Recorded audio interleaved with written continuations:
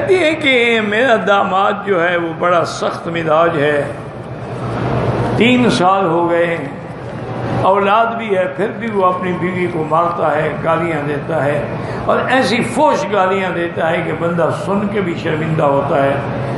میری بیٹی وہی علاج ہے کہ 2 رکعت اس سے کہیں اپنی بیٹی سے کہ 2 رکعت نماز پڑھے اور یا ذا الجلال والاکرام، یا ذا الجلال والاکرام اس نام کے ساتھ دعا مانگے کہ یا اللہ میرے خامد کو ہدایت دے، اس کو حیا دے، اس کو اپنی بیوی کے ساتھ حسن سلوک کی توفیق عطا فرما۔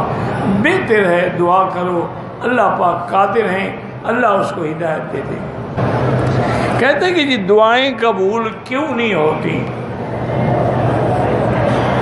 اس کی وجہ یہ ہے کہ جب آدمی کے عقل حلال نہ ہو، یعنی اندر حرام ہو، دعا قبول نہیں ہوتی۔ چونکہ صحیح حدیث ہے کہ اگر کوئی آدمی حرام کے پیسے سے حج کے لیے آ گیا، اس نے احرام باندھا اور کہا لبیک اللہم لبیک، تو آواز آتی ہے کہ مأکلک حرام وملبسک حرام لا لبیک ولا سعدیک وحجک مردود علیک، تیرا کھانا بھی حرام ہے، کپڑے بھی حرام سے ہیں، تیرا کوئی حج نہیں ہے، جاؤ ہم نے تیرا لبیک جو رد کر دیا ہے تم کو۔ تو جب اندر حرام ہوگا، عقل حرام ہوگا، پھر دعائیں قبول نہیں ہوگی۔ یا جب دعا قطع رحم کے لیے کی جائے قبول نہیں ہوتی۔ جب دعا کسی مسلمان کی ہلاکت و بربادی کے لیے کی جائے دعا قبول نہیں ہوتی۔ اور دعا کے قبول ہونے کا طریقہ یہی ہے، یاد رکھیں کہ سب سے پہلے حلال کھائیں، توبہ کریں گناہوں سے، اور اس کے بعد خاص طور پہ جمعہ کے دن ایک ایسی گھڑی ہے اگر بندے کو مل جائے تو دعا قبول ہو جاتی ہے، اور وہ زیادہ راجح قول یہی عصر سے لے کر مغرب تک۔ تو عصر سے بیٹھ کے دعا کرتے رہیں، ذکر کرتے رہیں، قرآن پڑھتے رہیں، تو انشاءاللہ دعائیں قبول ہوں گی۔ اگر ایک آدمی مثلا سنت پڑھ رہا ہے، کسی نے فرض پڑھنے تھے، اس نے آگے اشارہ کر دیا، اس کے پیچھے فرض شروع کر دیے، تو حنابلہ کے نزدیک تو جائز ہے۔ المفترض خلف المتنفل، فرض والا نفل والے کے پیچھے بھی کھڑا ہو سکتا ہے تاکہ جماعت نصیب ہو جائے، لیکن حنفی مسلک میں نہیں ہے۔ وہ کہتے ہیں کہ امام قوی ہونا چاہیے، یہ نہیں کہ امام کمزور ہو اور مقتدی قوی ہو، امام نفل پڑھ رہا اور مقتدی فرض پڑھ رہا، ان کے نزدیک جائز نہیں ہے۔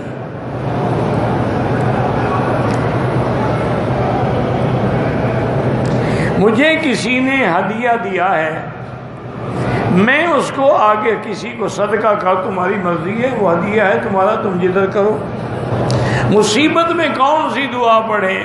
رب انی مسنی الضر وانت ارحم الراحمین، اس کو جتنا کثرت سے پڑھ سکتے ہو پڑھو۔ کہتے ہیں جی مجھ کو مہینے میں 3 دن چھٹی ہوتی ہے، ان 3 دن میں میں جماعت میں جاؤں یا شیخ کی خدمت میں جاؤں؟ بہتر یہی ہے کہ جماعت میں جاؤ تاکہ تبلیغ کا کام کرو، دین کا کام کرو۔ شیخ کی صحبت میں تو صرف تیری اصلاح ہوگی نا، اوروں کا تو فائدہ کوئی نہیں ہوگا نا، اس میں اوروں کا بھی فائدہ ہو۔ کہتے ہیں جی کہ کیا میں کسی بیٹے کو اس کی نافرمانی پر اپنی جائیداد سے آگ کر سکتا ہوں، یعنی محروم کر سکتا ہوں؟ نہیں کر سکتا۔ چاہے اولاد جتنی ہی نافرمان کیوں نہ ہو، تمہیں آگ کرنے کا شریعت نے کوئی حکم نہیں دیا، اس کا حصہ اللہ نے مقرر کیا ہے، تم نے تھوڑا مقرر کیا ہے۔ وہ ہر حال میں تمہارا وارث ہے تمہارے مرنے کے بعد، چاہے آگ کرو یا نہ کرو، لیکن بہتر ہے کہ اس کو آگ نہ کرو۔ یہاں ایک بڑے بزرگ تھے، بڑے عالم تھے، بڑے اللہ والے تھے، اصل میں وہ مصر کے تھے۔ انہوں نے والد صاحب رحمت اللہ علیہ زندہ تھے، ان کے پاس آئے اور کہا کہ حضرت میرا بیٹا اتنا نافرمان ہے، اتنا گستاخ ہے کہ میرے گھر میں خود اس نے چوری کے زیورات کی چھوٹی سی صندوقچی میں بند کر کے میرے گھر میں رکھے، اور پھر پولیس کو خود اطلاع کر کے میرے اوپر چھاپا ڈلوایا۔ تاکہ مجھے ان میں گرفتار کر دیں۔ میں نے جب دیکھا کہ پولیس دروازے پہ کھڑی ہے، میں نے پوچھا بھی کیا بات ہے؟ انہوں نے کہا جی آپ کے گھر میں چوری کے زیورات ہیں۔ انہوں نے کہا کہ میں نے کہا اچھا ٹھیک ہے، گھر میں خواتین ہیں، میں ان کو پردے کا کہہ دوں اور پھر تم تلاشی کرو۔ وہ کہتے ہیں کہ مولانا میں جب آیا میں نے دیکھا کہ ایک چھوٹی صندوق سی رکھی ہے، میں سمجھ گیا کہ یہی زیورات کی، اور میں یہ بھی سمجھ گیا کہ میرے بیٹے کی شرارت ہے۔ میں نے فوراً صندوق کی اٹھائی، کتابوں کو نیچے رکھ دی اور داڑھی پکڑ کے اللہ کے آگے درخواست کی کہ مولا ساری زندگی تم نے مجھے عزت دی ہے، اب بڑھاپے میری داڑھی کو سیاہ نہ کریں، مجھے بدنامی سے اور ظلم سے بچا لیں۔ کہتا ہے پولیس والے آئے، میرے گھر کا سامان کو اتھل پتھل کر ڈالا، لیکن ادھر کسی نے ہاتھ نہیں لگایا۔ اللہ نے پردہ دیا، وہ ناکام چلے گئے۔ انہوں نے کہا کہ جب ایک بیٹا اپنے والد کو اس مقام تک لے آئے تو میں نے فیصلہ کیا ہے کہ میں اس بیٹے کو آگ کر دوں تاکہ آئندہ اس کا میرے خاندان سے، میری وراثت سے، میرے مال سے، جائیداد سے کوئی تعلق نہیں۔ یہ میں نے فتویٰ لکھا ہے اور مختلف علماء سے میں دستخط کرائے ہیں۔ میں آپ کے پاس بھی آیا ہوں کہ آپ دستخط کر دیں۔ میں نے کہا حضرت میں دستخط نہیں کرتا۔ انہوں نے کہا کیا وجہ؟ میں نے کہا آپ آگ کر ہی نہیں سکتے شریعت میں۔ نوح علیہ السلام کا بیٹا کافر ہے، باپ کے سامنے کھڑا ہے کہ سآوی الی جبل یعصمنی من الماء، میں پہاڑ پہ چڑھ جاؤں گا، تیرا پانی کیا کرے گا؟ یہ 10 فٹ اونچا ہوگا، 20 فٹ ہوگا، میں تو 2000 فٹ بلندی پہ چلا جاؤں گا۔ لیکن اللہ کا پیغمبر پھر بھی دعا مانگ رہا، وہ کفر پہ اڑا ہوا ہے، کفر پہ ڈوب گیا۔ اللہ کا پیغمبر پھر بھی مانگ، ان بنی من اہلی و ان وعدک الحق۔ تو اس لیے میرا مشورہ یہ ہے اس کو آگ نہ کرے، بلکہ اگر آپ ناراض نہ ہوں، تمہارا بیٹا تمہاری ناراضگی کی وجہ سے تباہ و برباد ہو جائے گا دنیا اور آخرت میں، اس کو معاف کر۔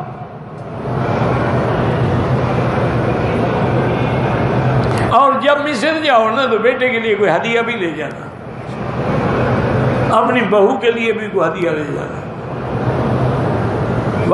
وہ کبھی امام بھی تھے عرب کے،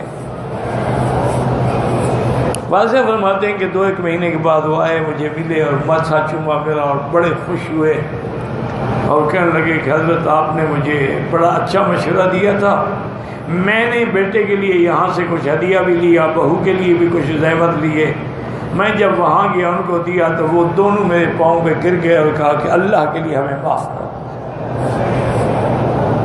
تو میں نے ان کو معاف کر دیا ہے، اب وہ میرا انتہائی فرما بردار ہے، تو میرا گھر بربادی سے بچ گیا۔ اگر میں آگ کر دیتا تو کیا ہوتا؟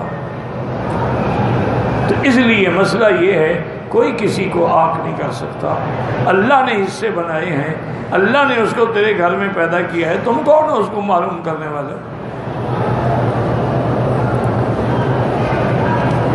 نافرمان ہے، اس کو معاف کر دو، کیونکہ والدین کی جو دعا ہے نا، یاد رکھو اولاد کے حق میں ایسے ہے دعا النبی فی حق امت ہی، جیسے اللہ کا نبی اپنی امت کے لیے دعا مانگے۔ اور پھر والدین جب بد دعا کرتے ہیں اور حال میں منظور ہوتی ہے اور اولاد برباد ہو جاتی ہے۔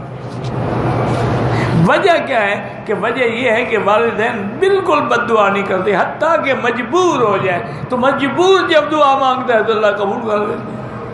امن یجیب المضطر اذا دعا۔ اس لیے اپنی اولادوں کو ان کی نافرمانیوں کے باوجود بھی معاف کر، اور ان کے لیے روزانہ 2 رکعت تہجد، 2 رکعت نماز صلاۃ الحاجہ پڑھ کے دعا کیا کریں، اور یاد الجلال والاکرام، یاد الجلال والاکرام، یاد الجلال والاکرام، اس نام کو کثرت سے پڑھیں، اور پھر ربنا ہب لنا من ازواجنا وذریاتنا قرۃ اعین، وجعلنا للمتقین اماما. یہ دعا مانگیں، اللہ رحم فرمائے.